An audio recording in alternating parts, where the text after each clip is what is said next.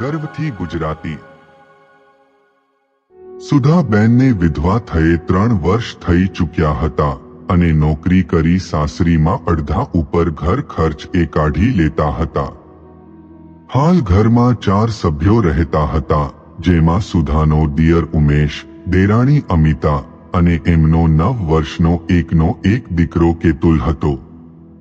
સુધા લગ્ન પહેલાથી જ પ્રોફેસર તરીકે નોકરી કરતી હતી અને એના સાસુ સસરાના અવસાન બાદ ઘરની અડધા ઉપર જવાબદારી એણે એના માથે લઈ લીધી હતી। સુધા પ્રોફેસર તરીકે નોકરી કરતી હોવાથી એનો પગાર પણ સારો એવો હતો। પતિના અવસાન બાદ હવે એ એકલી હોવાથી થોડી ઘણી બચત કરતી અને બાકીનો પગાર પરિવારના મોજ શોખ કે ઘરમાં કોઈ વસ્તુ લાવવી હોય તો એમાં ખર્ચ કરતી। આજે સવારે કોઈ નાની અમથી વાતમાં સુધા અને એની દેરાણી અમિતા વચ્ચે થોડી બોલચાલ થઈ ગઈ। સુધા તો સવારે 10 વાગતા નોકરી જવા માટે ઘરેથી નીકળી જતી અને ઘરનું બધું કામ અમિતા પર આવતું। અમિતા એની જેઠાણી અને એના પતિ બંનેનું ટિફિન સાથે બનાવી લેતી, સાથે કેતુલને પણ સ્કૂલ માટે તૈયાર કરતી। અમિતાનો સ્વભાવ એકદમ ચંચળ અને નિર્મળ હતો। એ એકદમ ભોળી હતી। એ કોઈની પણ વાતમાં જલ્દી આવી જતી અને વિશ્વાસ પણ કરી લેતી। જ્યારે સુધા એના કરતા ઉંમરમાં 5 વર્ષ મોટી હતી અને ભણેલી ગણેલી હોવાની સાથે એને દુનિયાદારી પણ સારી રીતે આવડતી હતી। ઘરના બિલ અને ઘરના બધા સભ્યોના ફોનના રિચાર્જ એ પોતે ઓનલાઈન કરી દેતી, સાથે દર મહિને ઘર ખર્ચ માટે અમિતાના હાથમાં 15,000 પકડાવી દેતી। સુધા આધ્યાત્મિક સ્વભાવ ધરાવતી હતી, ચાલાક તો હતી, સાથે ઉદાર દિલ પણ હતી।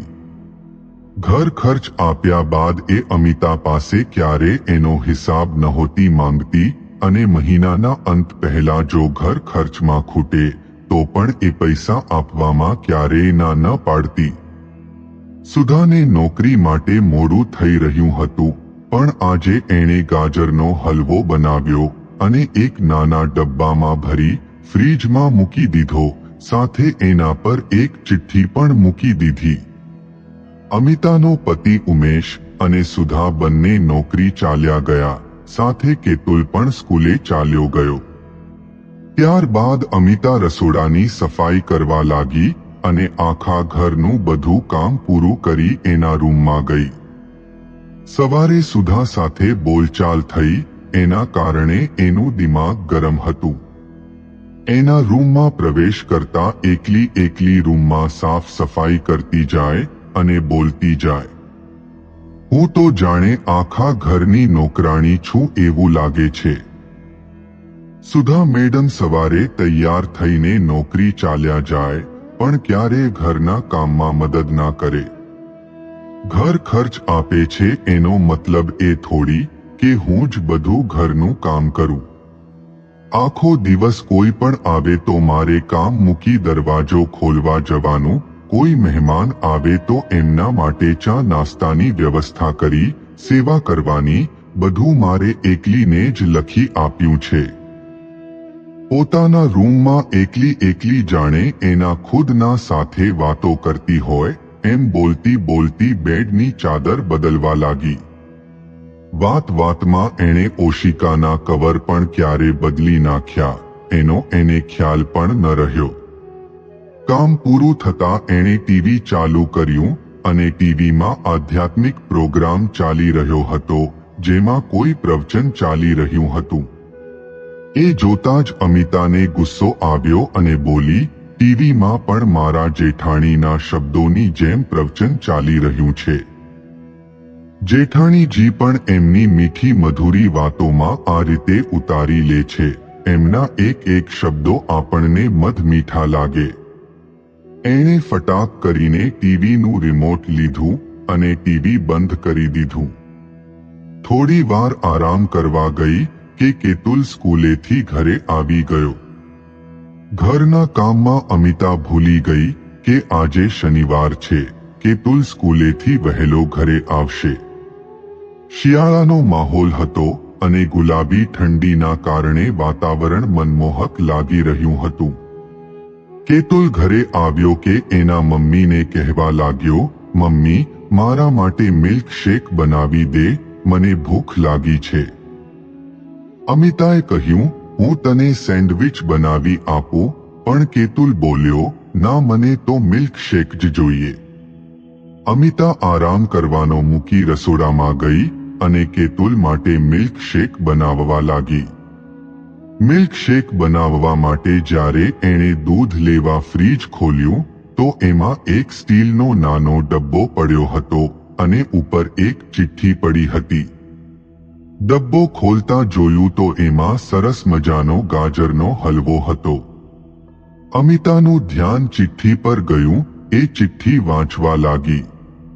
એમાં લખ્યું હતું, મારી વહાલી દેરાણી, સાચા અર્થમાં તું મારી દેરાણી નથી, મારી નાની બહેન છે.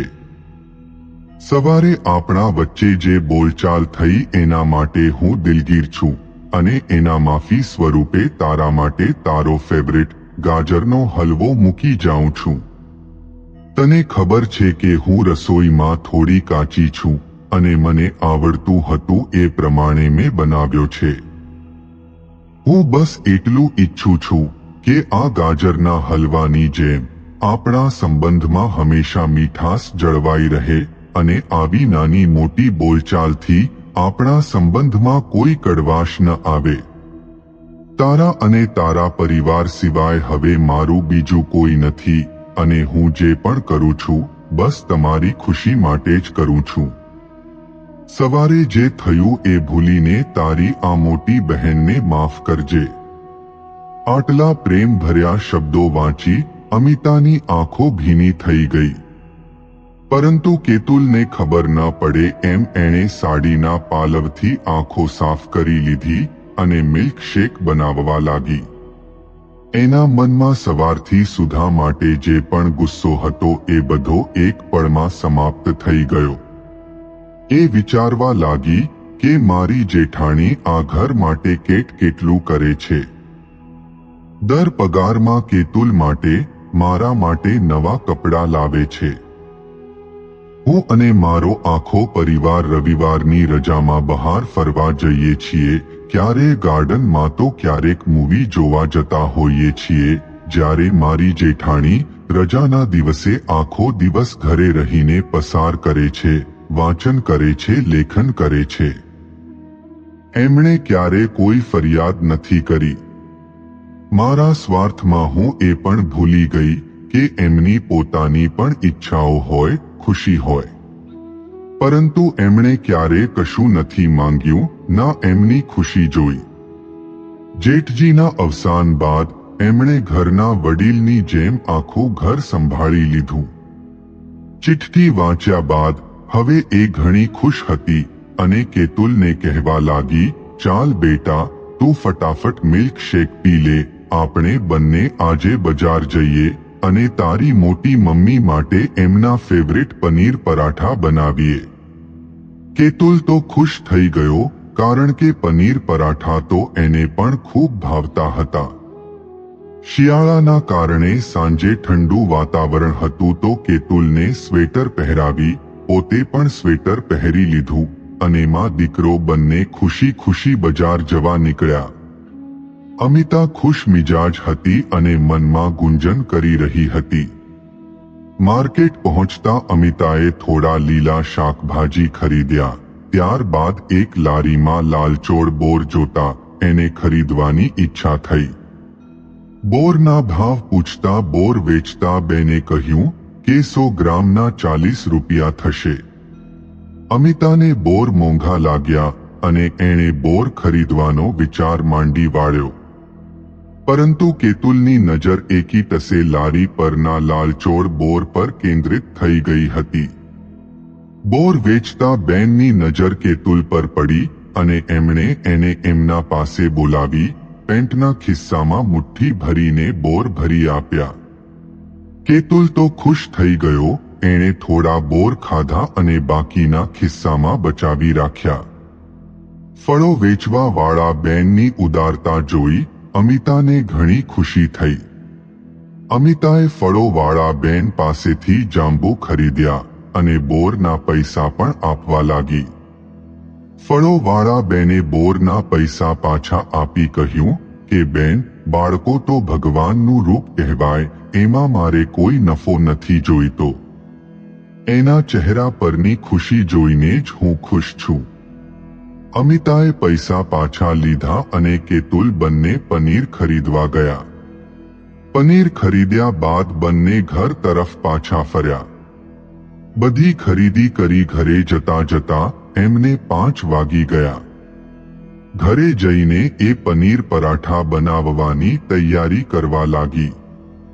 પરાઠા બનાવતા પણ એને યાદ આવ્યું કે જેટલું એના જેઠાણીએ એના માટે, એના પરિવાર માટે કર્યું છે એટલું તો એના ભાઈ ભાભીએ પણ નથી કર્યું.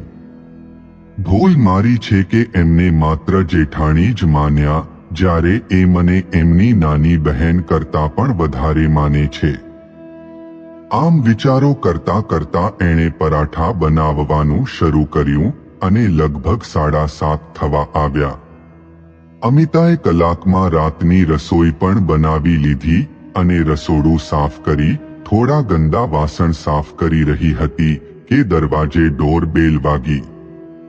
હાથ ધોઈને અમિતા દરવાજો ખોલવા ગઈ તો એની જેઠાણી સુધા દરવાજે ઊભી હતી.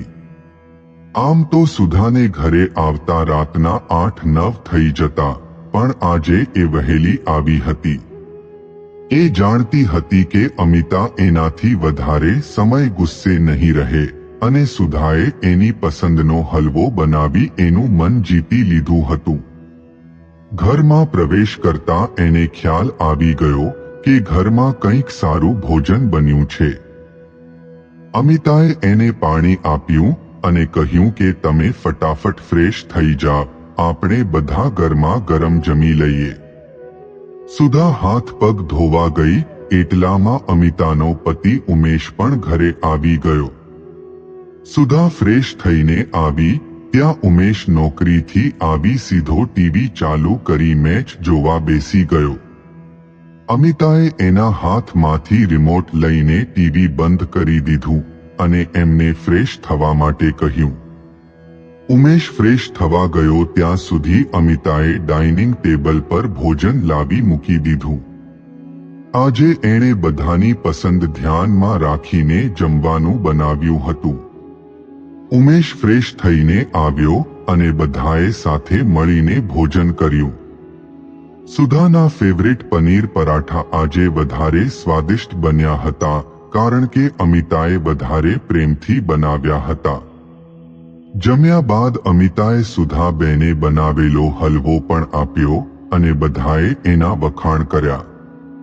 અમિતા બોલી, દીદી તમે ભલે રસોઈમાં એટલા પારંગત નથી, પણ આજે હલવો ખરેખર સરસ બન્યો છે. બધાએ જમી લીધું ત્યારબાદ કલાક પછી સુધા જાંબુ લઈને આવી. નોકરીથી છૂટીને સુધા આખા પરિવાર માટે જાંબુ લાવી હતી. કેતુલને તો આજે બોર, જાંબુ અને એના પસંદના પનીર પરાઠા પણ ખાવા મળ્યા તો એ પણ ઘણો ખુશ હતો. સુધા અને અમિતા વચ્ચે સવારે જે થયું એના કારણે એમના સંબંધ વચ્ચેની મીઠાસમાં વધારો થયો. મિત્રો, દેરાણી જેઠાણીનો સંબંધ જો સાચવવામાં આવે તો બે સગી બહેનો જેવો હોય છે. નાના મોટા ઝઘડા, બોલચાલ તો દરેક પરિવારમાં થતા હોય છે, પણ એ બધું ભૂલી પરિવાર સાથે રહેવાની ખુશી કંઈક અલગ હોય છે અને એને જ તો સુખી પરિવાર કહેવાય છે.